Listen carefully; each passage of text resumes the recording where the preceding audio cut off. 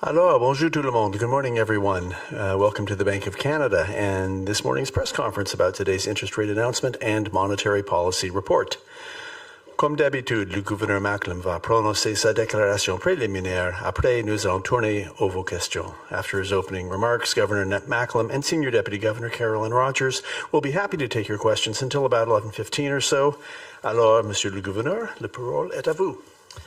Thank you, Paul, and good morning, everyone. We are very pleased to be here, or I am very pleased to be here, with Senior Deputy Governor Carolyn Rogers to discuss our decision and our new monetary policy report. Today, we lowered our policy interest rate by 25 basis points. This is our sixth consecutive decrease and brings the policy rate to 3%. We also announced our plan to complete the normalization of our balance sheet, ending quantitative tightening. The bank will restart asset purchases in early March, beginning gradually so that its balance sheet stabilizes this year and then begins to grow modestly in line with economic growth. We have three main messages this morning. First, inflation has been close to the 2% target since last summer. Monetary policy has worked to restore price stability. Second, lower interest rates are boosting household spending and economic activity is picking up. But third, the potential for a trade conflict triggered by new U.S. tariffs on Canadian exports is a major uncertainty. This could be very disruptive to the Canadian economy and is clouding the economic outlook. Aujourd'hui, on a abaissé le taux directeur de 25 points de base. Cette sixième baisse consécutive fait passer le taux à 3%. On a aussi annoncé notre plan pour finir de normaliser notre bilan en mettre fin au resserrement quantitatif. La banque va recommencer à acheter des actifs au début de mars. Les achats seront graduels au départ pour que son bilan se stabilise cette année et croissent ensuite modestement au rythme de la croissance de l'économie. On a trois grands messages ce matin. Premièrement, l'inflation est près de la cible de 2% depuis l'été dernier. La politique monétaire a permis de rétablir la stabilité des prix. Deuxièmement, les taux d'intérêt plus bas stimulent les dépenses des ménages et l'activité économique se redresse. Mais, troisièmement, la possibilité d'un conflit commercial déclenché par de nouveaux droits de douane américains est une source majeure d'incertitude. Ça pourrait beaucoup perturber l'économie canadienne et brouiller les perspectives. Since the scope and duration of a possible trade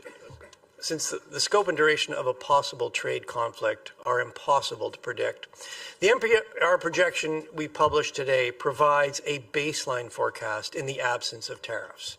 We also provide some discussion of the potential consequences of a major trade conflict. Let me expand on the first two messages before turning to the threat of tariffs. First, inflation. A year ago, inflation was 3%. Short-term expectations were still elevated, and inflationary pressures were broader than normal. In recent months, inflation has remained close to 2%. Consumer expectations have largely normalized, and there is no longer evidence of broad-based inflationary pressures. Shelter price inflation remains elevated, but is gradually coming down. While we expect some volatility in CPI inflation due to temporary tax measures, our forecast is that inflation will remain close to the 2% target over the next 2 years. Second, growth. There are signs economic activity is gaining momentum as past interest rate cuts work their way through the economy. Lower borrowing costs are boosting activity in the housing market, as well as spending on big-ticket items like automobiles. The pickup in household spending is starting to broaden to other consumer items and is projected to strengthen further. Business investment has been weak, but is forecast to increase gradually. And the outlook for exports is being supported by new export capacity for oil and gas. Employment has strengthened in recent months, but with job creation having lagged labor force growth for more than a year, the labor market remains soft. The unemployment rate was 6.7% in December, and wage pressures, which have proven sticky, are showing some signs of easing. The bank forecasts GDP growth will strengthen from 1.3% in 2024 to 1.8% in 2025 and 2026. Growth in GDP per person is projected to pick up as lower interest rates and rising incomes support spending. The projected increase in overall GDP growth is more modest than it was in October, largely due to lower population growth that reflects new federal immigration policies. There are risks around the outlook, and Governing Council is equally concerned about inflation rising above 2% or falling below it. Absent the threat of tariffs, the risks to the inflation outlook are roughly balanced. Let me now turn to the question of tariffs. U.S. trade policy is a major source of uncertainty. There are many possible scenarios.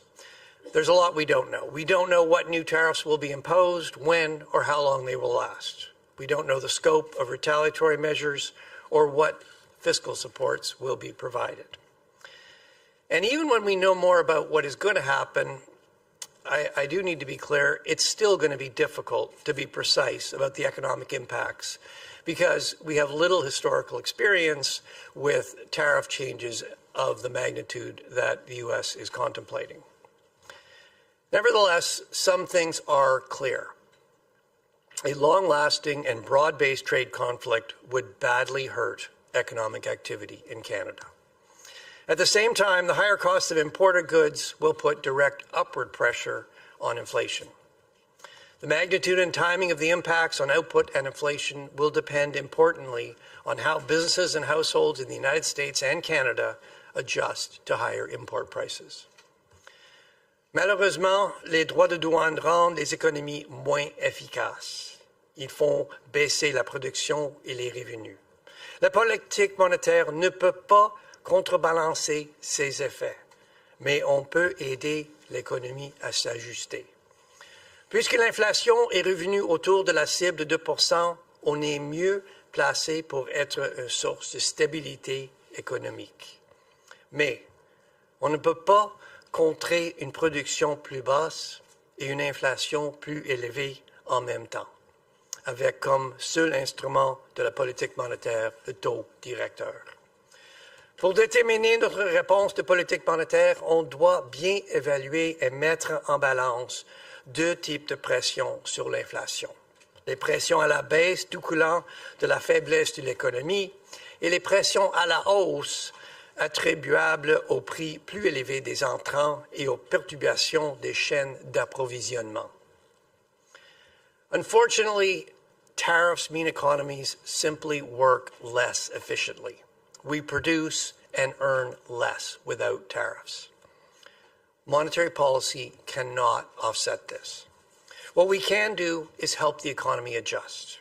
With inflation back around the 2% target, we are better positioned to be a source of economic stability. However, with a single instrument, our policy interest rate, we can't lean against weaker output and higher inflation at the same time. As we consider our monetary policy response, we will need to carefully assess the downward pressure on inflation from weakness in the economy and weigh that against the upward pressure on inflation from higher input prices and supply chain disruptions. So let me tell you what we're doing in preparation. In recent years, we have invested in better information on supply chains, trade links, and the connections between sectors. And this is helping us analyze the effects of supply disruptions, including tariffs. We've begun assessing the possible consequences of different tariff scenarios, and we present an example in the Monetary Policy Report. We are stepping up our outreach activities across the country to hear directly from those affected by trade uncertainty. This includes augmenting our surveys of business and consumers to better understand how trade uncertainty is affecting their decisions and how they would cope in the event of a trade conflict. We will update you on our analysis and assessments as developments unfold. Having restored low inflation and reduced interest rates substantially, monetary policy is better positioned to help the economy adjust to new developments. As always, the bank will be guided by our monetary policy framework and our commitment to maintain price stability over time. With that, the Senior Deputy Governor and I would be very pleased to take your questions.